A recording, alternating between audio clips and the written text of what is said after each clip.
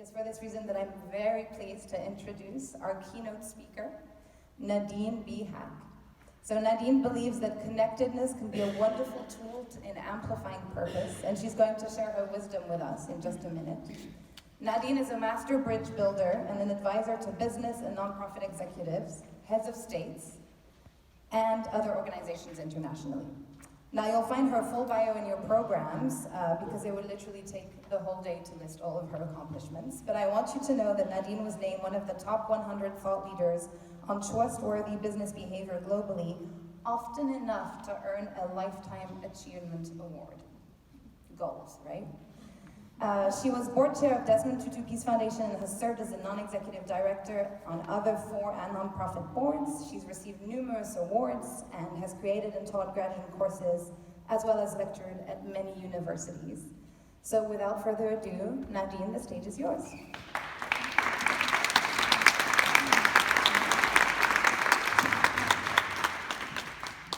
Hi, it's great to be here. All of the other speakers today will speak with great wisdom about many specifics on philanthropy, impact investment, corporate responsibility, social innovations, digital platforms, gender equity, and much more. So I thought I'd like to provide a kind of meta framework about what I call connectedness. Because I believe connectedness is at the core of all of those different issues, and in fact at the core of everything. And I'm not just talking about the hyper-connectedness we now have with all our devices. I'm talking about a deeper connectedness that we've always shared with each other. So I'd like you to begin by turning to someone near you who you don't already know, and I'm going to ask you each to take 1 minute to introduce yourself to each other. I'll give you the 1 minute mark and then the 2 minute mark. So total 2 minutes. So pick someone you don't know, turn to them, and go ahead and introduce yourself.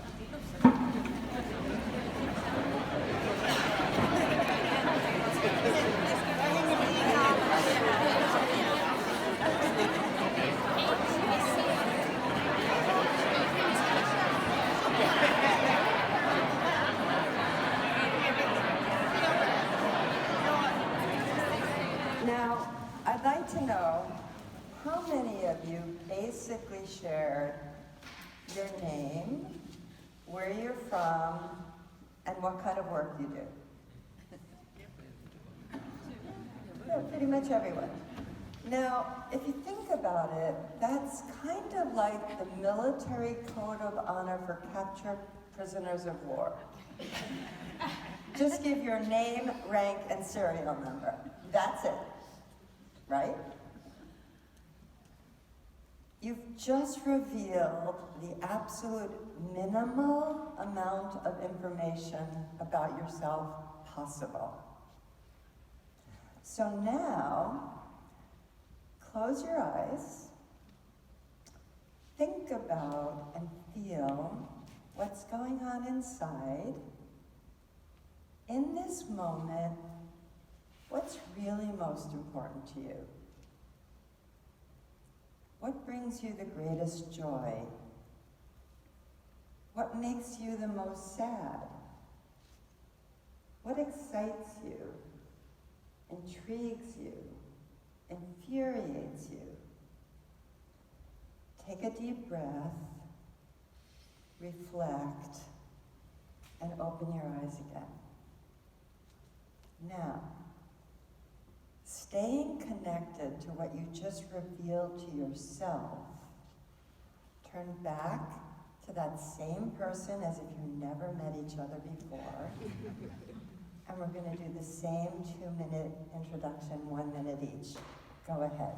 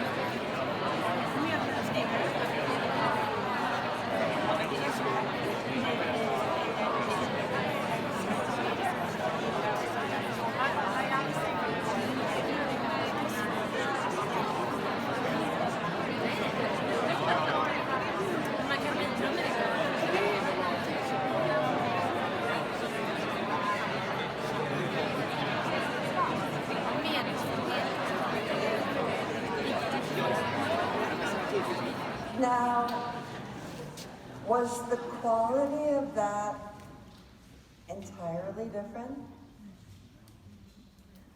Do you feel more present? Do you feel more grounded? Do you feel more in your authenticity? Do you feel like you know the other person a little bit better? What a difference 2 minutes can make, depending on how you use them. Those two introductions are like the difference between what we call open questions and closed questions. When you ask a closed question, like, can you do that job? The only answer is yes or no. Again, the minimal amount of information. But if instead you ask, what's your intention in doing that job? Or what drives you to do that job? You open the door to an invitation of the possibility of a real interaction where you genuinely learn something deeper about the motivation and the purpose of that other person. Voila, connectedness.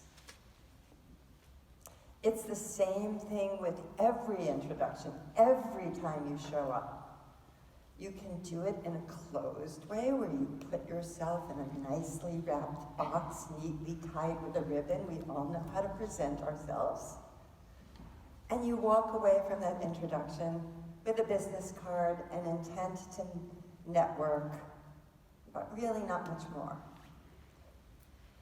Okay, so I had you introduce yourself to each other.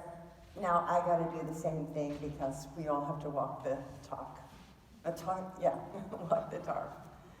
So you already know I'm the CEO of Because Global Consulting, an international firm. I'm the senior advisor of Global Citizen Circle, our not-for-profit. Both of them bring together wildly different stakeholders to engage on solving the world's most pressing issues. You might have also heard that I work with world leaders like Nelson Mandela. But what makes me tick? Well, I had a very difficult childhood. I could have been beaten down by it, but I became, as they say, strong in the broken places. I have 6 grandchildren who are the joy of my life. My husband is 15 years older than me, and he becomes 84 in 10 days. I really want him to outlive me, as I can't imagine life without him.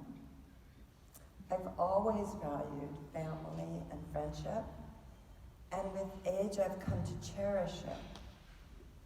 I've reached a stage in life where scarcely a week goes by where I don't learn about a friend or a family member being diagnosed with a life-threatening disease or dying.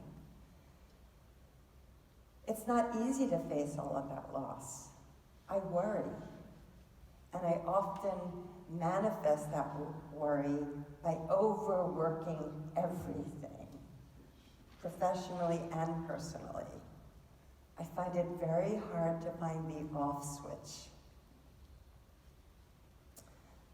Okay, that's just a little bit more, but maybe when you approach me now, it will be different than if you just approach me as the famous keynoter.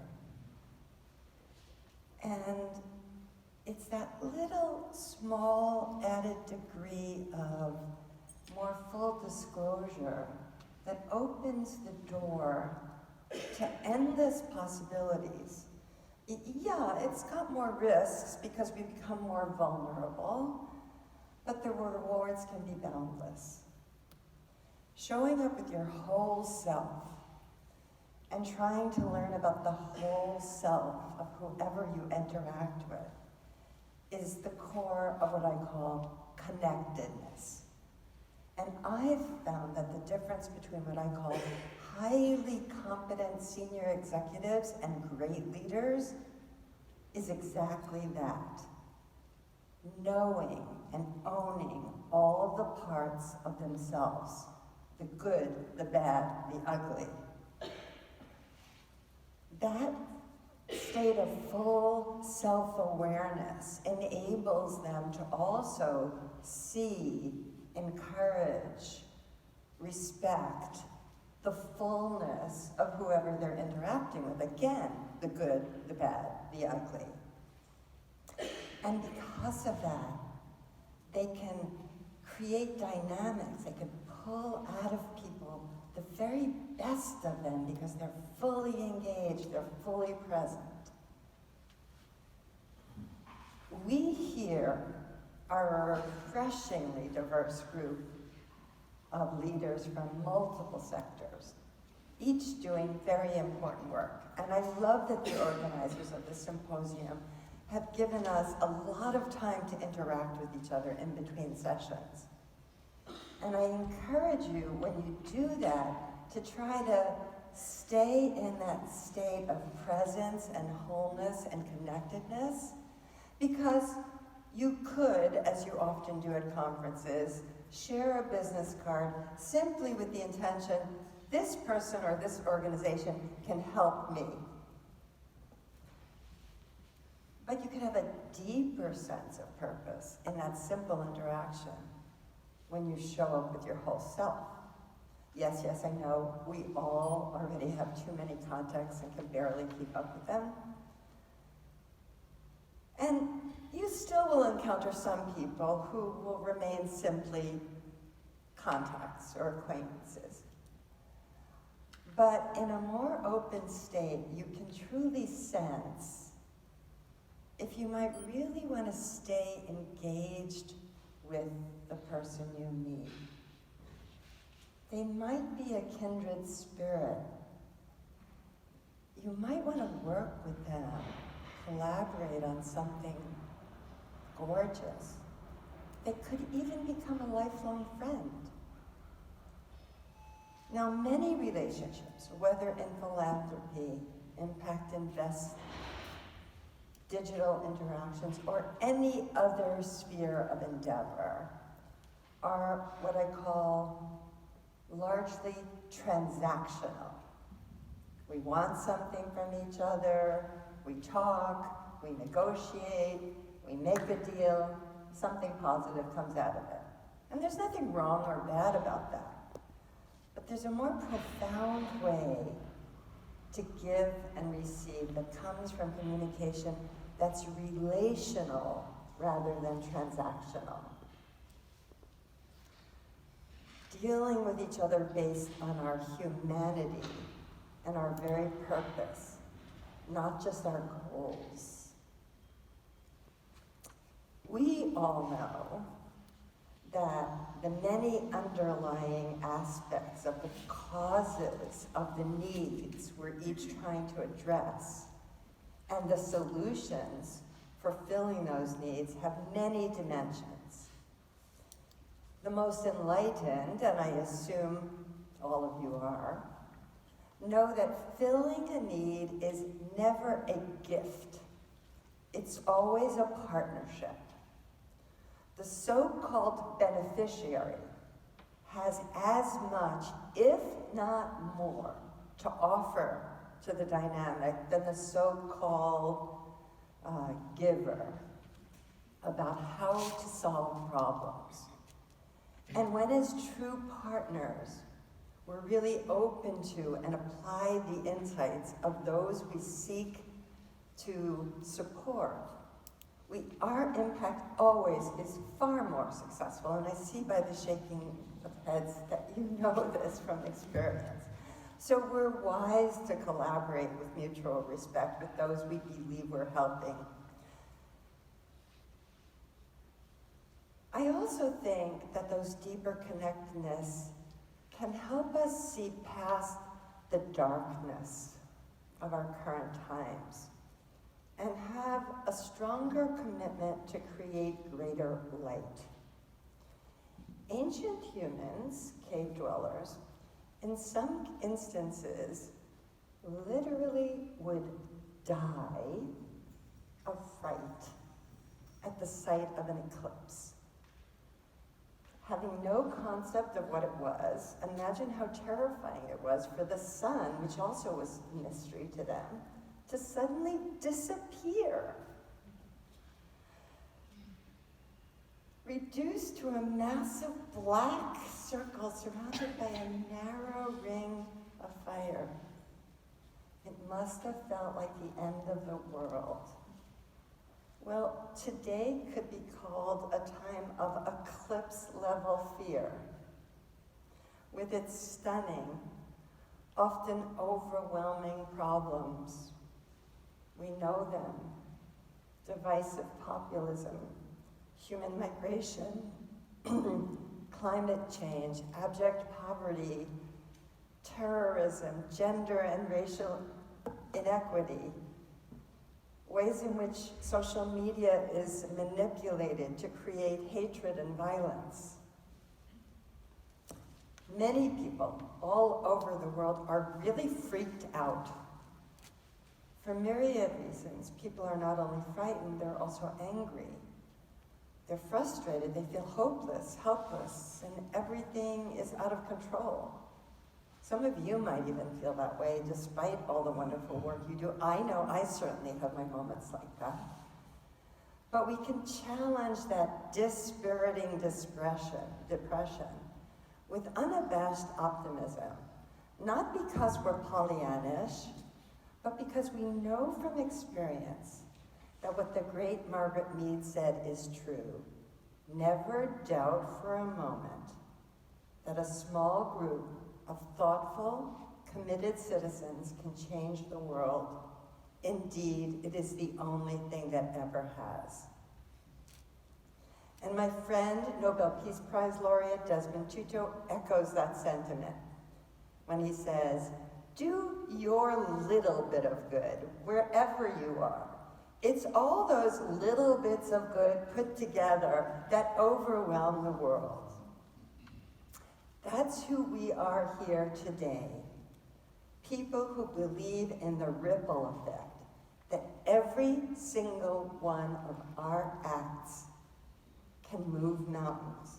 And the more we collaborate with each other, the bigger the mountains we move. I also know that that process of effecting change cannot be compared to the solo sprint or marathon. It's rather a continuous, unified effort of a relay race. We do what we can, then we pass the torch, we spread the light. Sadly, we likely will not see the complete fruition of all the social progress we care about, but we each have a sacred obligation to carry that light forward and do our best to have a significant increase on increasing light in the world. The Star Wars franchise, I believe, is so wildly popular throughout the world because everyone knows, even if only unconsciously, that they always have a choice to advance either light or darkness and to amplify it. And we choose to light the proverbial candle rather than curse the darkness. I didn't change the world as I believed I fully would when I started my activism in the early 1960s. But I have, and I will continue to do my part in the long relay race for a more just, equitable, and peaceful world. And connectedness in every sense has been my guide. Connectedness is not just an assortment of processes. It's a philosophy. It's a way of seeing the world. It's recognizing that we can do now because of others who advance social progress before us, and that others who follow us will do even more good because of what we do now. It's a belief in the power, importance, and results of compassion, unity, empathy, fairness, accepting human differences. It's believing that all human creatures and even the earth, the living thing itself, are truly interconnected in the most fundamental way. Not necessarily in a religious sense, although you may see it that way, and not in some hippy-dippy kumbaya idealism, but in an actual, factual, physical, emotional, and systematic way, from our smart devices to our shared DNA. There's a huge growing body of scientific research that supports how inextricably interconnected we actually are. So think about that eclipse and that glowing ring of fire. That's what we have to focus on until the moon passes and daylight shines again. And daylight is not just about what we do. It's about who we are within ourselves and with each other, our connectedness. Dr. Martin Luther King said, everyone must decide whether he or she will walk in the creative light of altruism. Life's persistent and most urgent question is, what are you doing for others? And I would add to that, how are you doing it? And in the context of philanthropy, a scholar, James Allen Smith, warned that modern grant-seeking processes can be as drawn out and as humiliating as anything faced by a poor person pleading for assistance in antiquity. And we know this. So connection in action eliminates that horribly disturbing, non-productive power imbalance.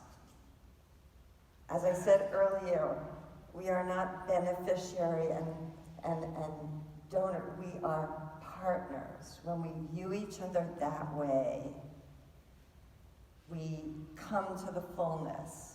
Mother Teresa said, it's not how much we give, but how much love we put into giving. In the final analysis, connectedness is about love. Loving ourselves, loving each other, and interacting with everyone in that spirit, whatever their status. When we act like that, embodying the South African concept of Ubuntu, I am a person through my relationship with other persons, we increase our ability to have far more powerful impact in whatever way we each try to improve the world. I believe most of you instinctively act in a state of connectedness, but I urge you to be as conscious as possible about that as often as you can, and see where it brings you. See who you may become, starting from the moment we walk out of this session and continuing for as long as you want to have a profoundly deeper journey. Thank you.